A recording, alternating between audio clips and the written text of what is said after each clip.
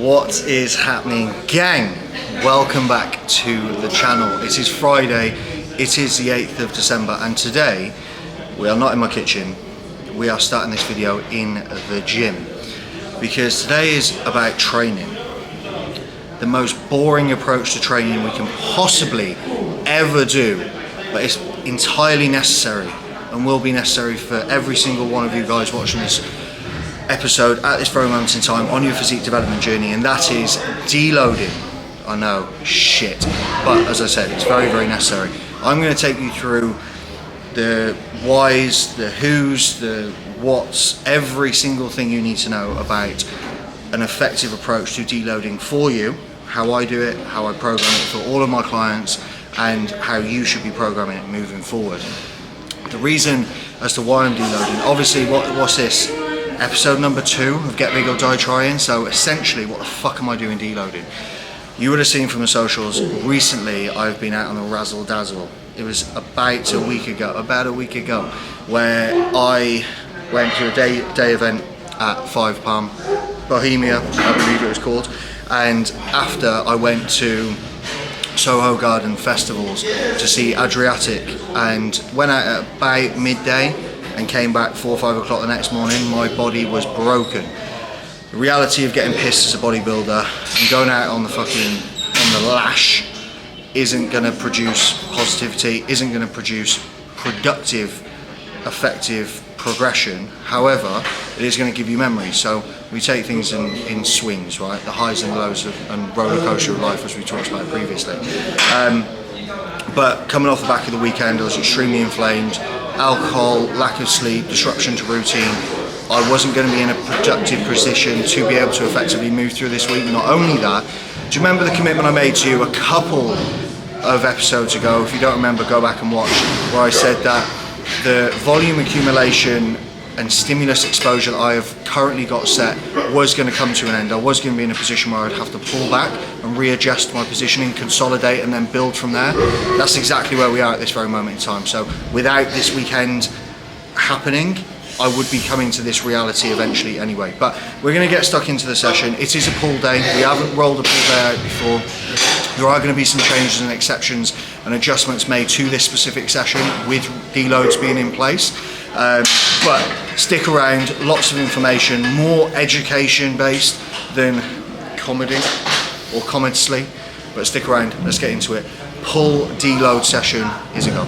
So before we get into this deload session, I think it's probably important to actually cover what a deload is. Essentially, it's just a period of time of relaxed intensity and high stimulus exposure, okay? What we're trying to do is consolidate or reduce the amount of stress that is on the body overall, okay? So that's going to be, I mean, reduction in stimulus essentially can mean anything. It's providing we're limiting exposure to sets, load, volume. Fucking hell, you can be in a position where you can manipulate stimulus exposure in any way you really want, and that's why this is such a broad, it can be a broad approach with a lot of considerations taken for you as an individual. Obviously I program deloads differently for every single one of my clients based on mental and physical set point.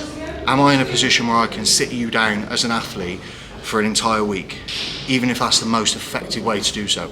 Is that going to be, are you going to be able to adhere to that? Is that going to cause more problems than good? Is that going to cause more mental stress than we actually want? Yes or no? And those considerations will be made. But quite simply, for a deload specifically, all we need to do is be able to reduce effectively the amount of work that you are doing to drive a robust amount of stimulus to be able to allow for optimal and effective recovery capabilities to be able to continue to move forward. That is simply it. So how much work are you doing now? How much less of that work can you do to be able to effectively recover more optimally to be able to move forward? That's it. So for me, for example, my approach this week, because coming off the back of the weekend, I didn't want to be in a position where I just sat down and did nothing, although, to be honest with you, that would be my preferred method, and it has been my preferred method for a deload moving forward. My adjustment to training this week is going to be, or has been, moving each and every single set I do to one working set, and that working set is going to be my back off set on every single exercise that I do. So one working set of 10 to 15, matching the reps and the weights that I've previously set, and this is where a logbook comes into play. Whether you're team logbook or not, having that type of information allows you to understand how much workload you're actually doing, so you know how much workload to actually decrease to be able to then push you forward. So that's what a deload is. We are going to get into the work now. I'm actually getting a bit of a sweat on just from my prehab work. We'll go into that, I think, in the actual proper session that I do on this pull day, how I sort of initialize stability and firepower in my positioning, but overall we're going to get stuck into it. Let's do it.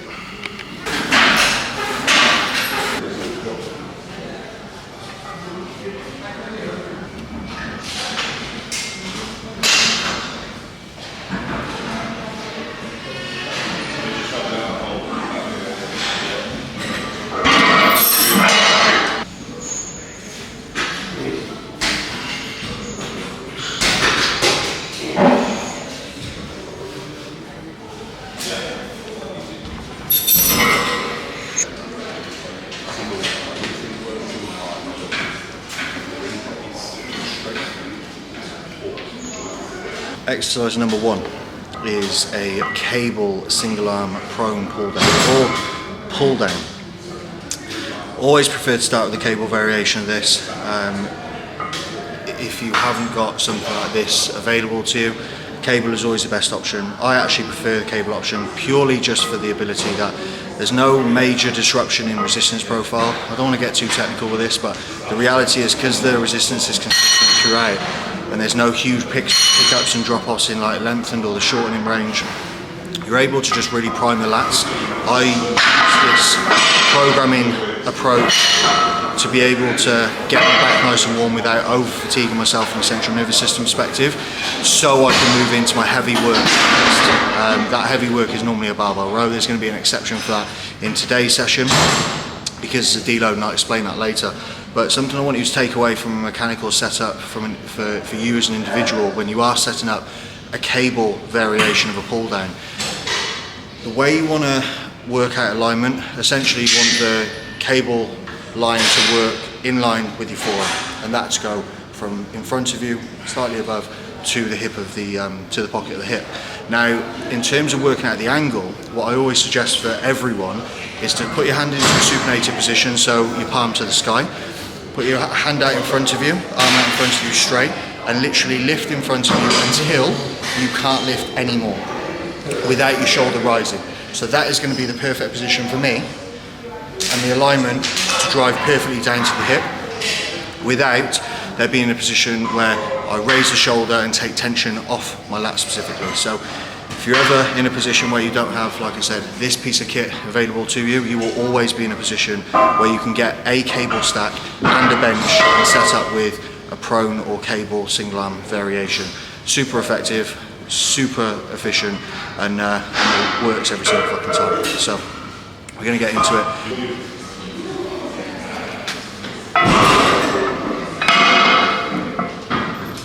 Oh.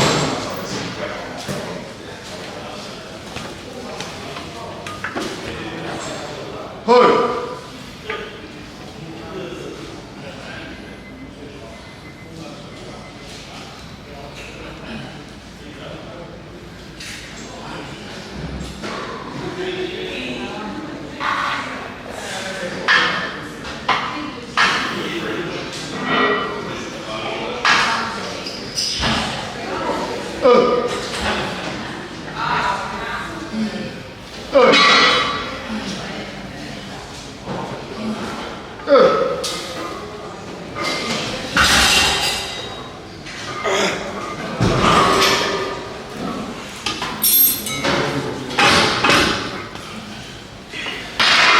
Managing your emotions on a deload is probably the hardest thing.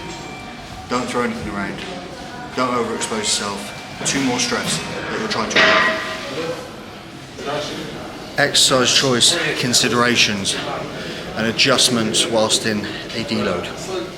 So if the overall goal is to reduce central nervous system damage, reduce accumulation of fatigue that has been built up over a number of weeks through a periodization block, then we need to consider what's doing the damage and whether that is, or what's doing more damage and whether that is entirely necessary for the approach that you're taking. I'm voting with this exercise that I'm about to do being a bent over barbell row, being unsupported, front loaded and loaded through the erectors, through the spine fully without any kind of support. I'm going to go with that being detrimental to central nervous system fatigue and systemically driving more fatigue than being able to reduce it. So what's our goal? Stimulate, don't annihilate, as simple as that. So rather than doing a bent over barbell row, I am going to do a chest supported barbell row. You can call this one a seal row in terms of the way the bench is positioned. Like an adjustment and an option was going to be to potentially run this. But any kind of chest supported row, same positioning.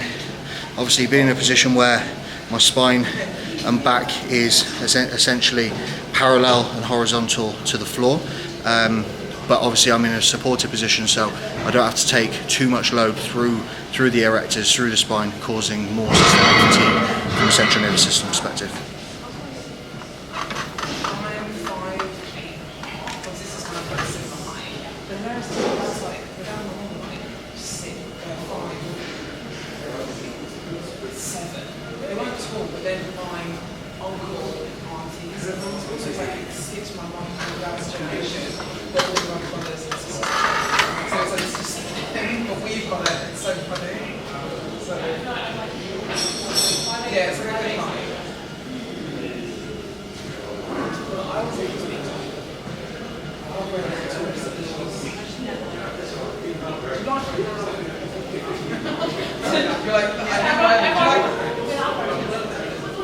Yeah, it's the main how tall are you? You're like, oh, I get it.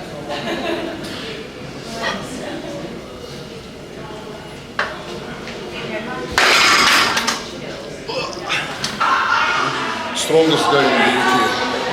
The strongest guy in the UK.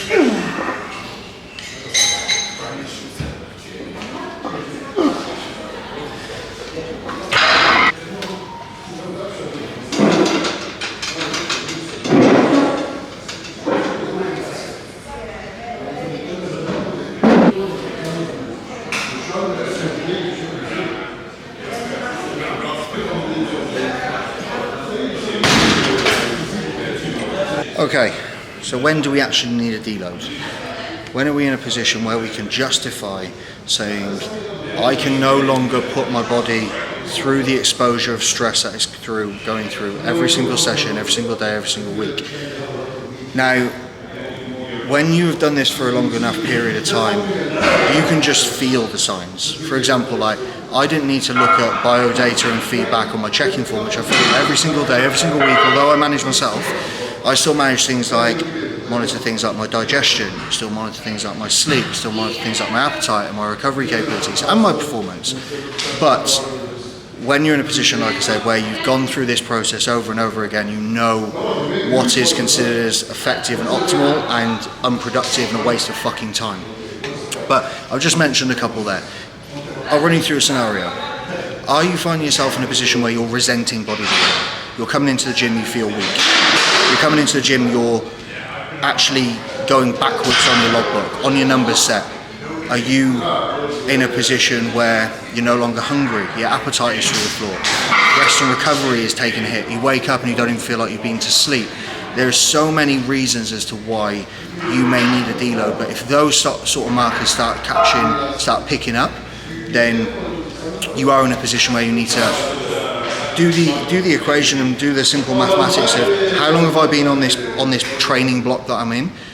5, 6, 7, 8 weeks. Have I progressed every single week? Yes. Am I in a position where I'm starting to regress? Yes. Am I in a position where other things like appetite, sleep, are being impacted, even overall mood and motivation? Yes. Okay, you can probably justify running a deload. But again, if you're not tracking this information, and this is something that's relatively new to you, how the fuck are you going to know whether it's something that's going to be necessary for you or not? If you've got a coach, great. They should be able to guide you. If they can't, get a new coach. But in a position where you're not tracking this information, when you do start to track this information, you can start to correlate this data. And then you find yourself in an effective position where you can say, right, I'm no longer in a position where I'm going to maximize my progression from an optimal standpoint, so I'm going to take a step back, implement a deload to then lay the foundations to continue to progress. Simple as that.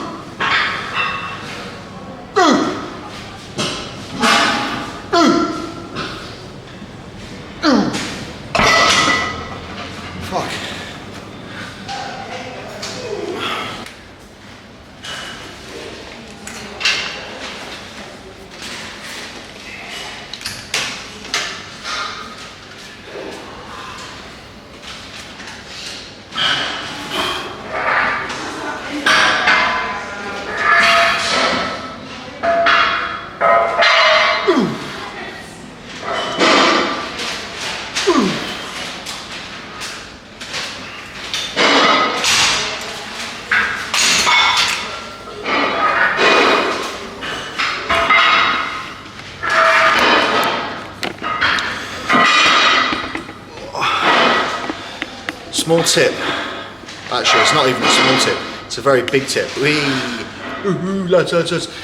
Tip for rear delts.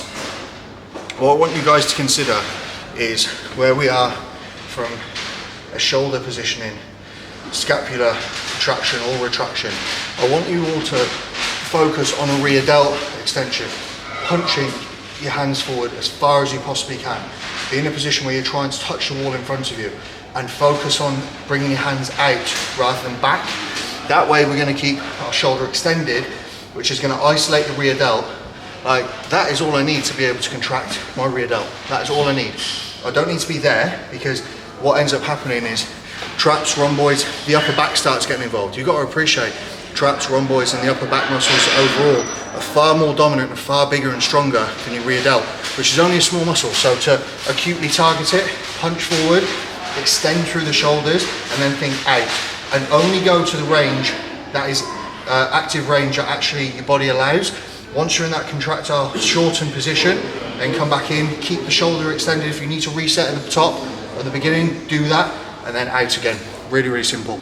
All right, so let's talk about personal considerations when it comes to actually deploying a deload. Okay, now the biggest problem that we face as bodybuilders, guys and girls who want to maximize physique development, is their ability to stop. Stopping means what? Does that mean regression? No. Does stopping or slowing down mean your ability to continue to progress diminishes or reduces? No, not at all. But when I say take a deload to athletes, my guys who have never run a deload before, they're like, absolutely not. Why? Because they think that the work is done in the gym. It's actually not. You recover, you grow, you progress when you're not in the gym. You do the damage here, but you repair outside of the gym. So although you're not doing any more damage by, let's say, taking a week off, at least you're in a position where you are consolidating and repairing, so you can actually materialize that protein translation and growth, okay? Now, considerations for you as an individual. It's all about managing mental positioning as well as physical, right? If you are absolutely broken from a physical standpoint, you probably need to really assess whether you need to be going into the gym at all. However, is that going to detriment you and create a negative impact from a mental standpoint? If I said to you, you can't train for the next 5 to 7 days, how is that going to affect you mentally? Are you going to be batshit crazy in the house, walking around, pacing up and down the stairs? If that's going to be the case, it's going to do more damage than good, right? So we don't sit you down, we say, right, we're going to go in and we're going to run a organized approach to training, doing X, Y, Z. If you are someone who is literally hating the gym, you're going into the gym, you resent being there, every single time you touch a weight it hurts, you probably are going to benefit more from not being in the gym and being in that environment, because what? Abstinence literally makes the heart grow stronger. The longer you're away from the gym, the more fond you're going to be, providing you actually love this shit, of wanting to get back to it. So personal considerations for you as an individual is going to be massively, massively important when looking to deploy something like a deload. What is going to get the most out of you mentally and also physically, because there's two parts to that, and providing we can replenish both, we get ourselves primed and in a position where we can continue to push forward.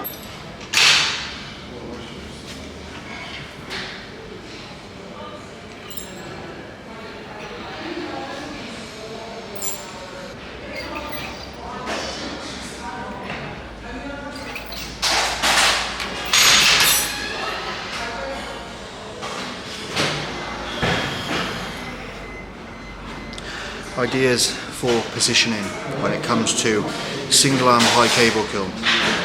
Now, just because it's high doesn't mean it has to be high. You'll see that positioning and alignment of the cable origin is shoulder height. Reason for that is so the elbow is stable.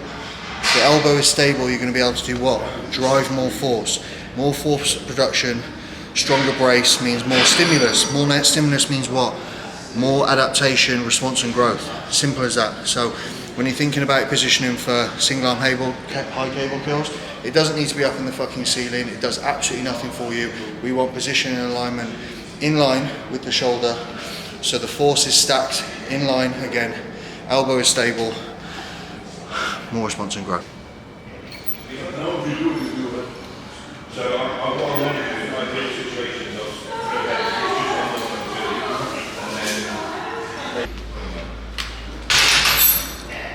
Now, a question that always needs answering is, do we proactively or reactively deploy deloads? Now, this is going to come from your experience, your maturity within physique development, what you have done previously. If you have never run a deload before, the reality is you are going to have to deploy reactively, because you're not going to know the science. You're probably not going to be able to understand and correlate the data you're gathering to be able to say, right, I need to deploy a deload. So you're probably going to find yourself in the floor hating bodybuilding with no appetite, shit level of recovery, shit level of performance, regression in the gym, and then you're like, okay, someone's going to tell me to run a deload. Probably this video. But if you are on the other side and you are able to track data that has been accumulated over weeks of rotational progression within your periodization program, then you're going to be in a position where you can say, right, I know that on this current set point of volume exposure, I get to week 6, week 7, and I start to fade. I've got guys literally that I can pre-program a deload for every 8th week, every 7th week. Some can run for 9 or 10 weeks. Some literally can run for a 3 to 4 week block and be in the floor due to strength exposure or strength capability, stimulus exposure, and then be in a position where they need to refresh and then go again. So proactive or reactive, if you are a newbie, if you are less mature within physique development, the reality is the initial introduction to deload training or deploying a deload is going to come in the way of reactive. once you have been doing this for a long enough period of time and you've gathered enough data and you've got that enough experience, you should be able to proactively manage devolumized approaches to your programming.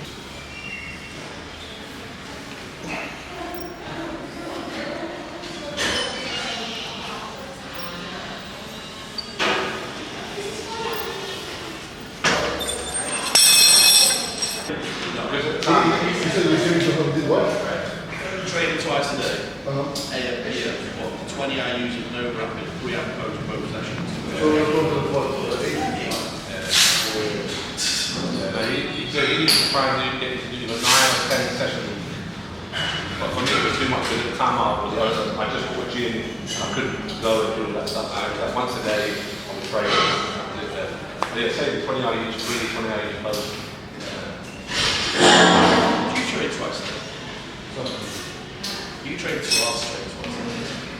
No, what he does, he splits his full body session, so like middle legs, we have had a really good session, so he doesn't bother doing upper body or pull, he'll come and you do. and then you can.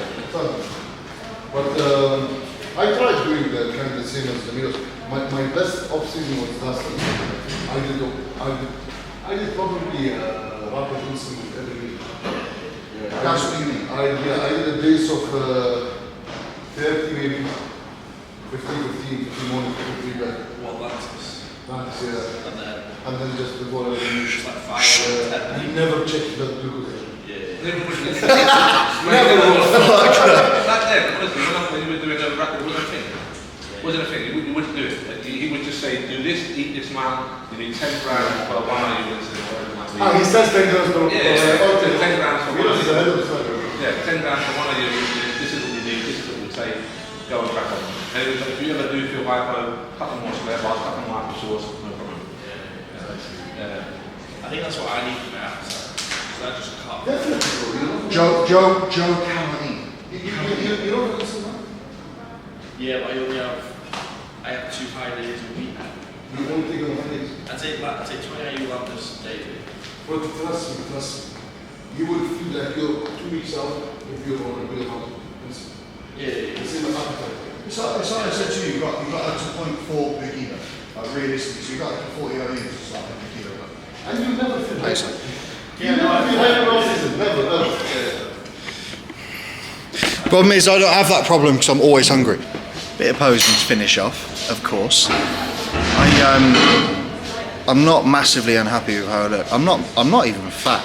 I actually think that this week, considering it's been as a result of instability to routine, instability to overall structure and setup of, that's essentially routine, isn't it?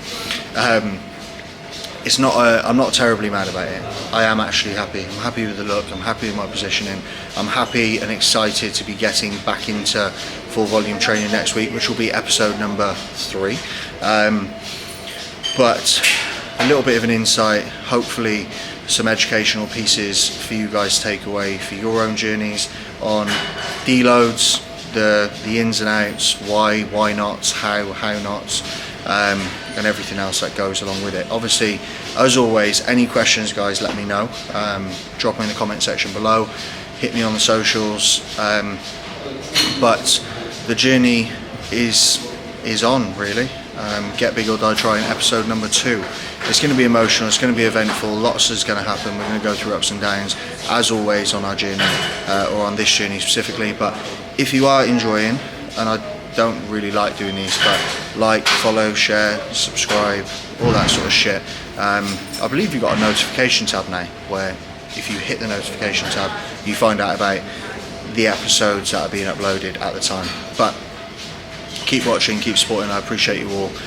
Get big or die trying, keep eating, keep training, keep getting stronger. We grow together. Peace.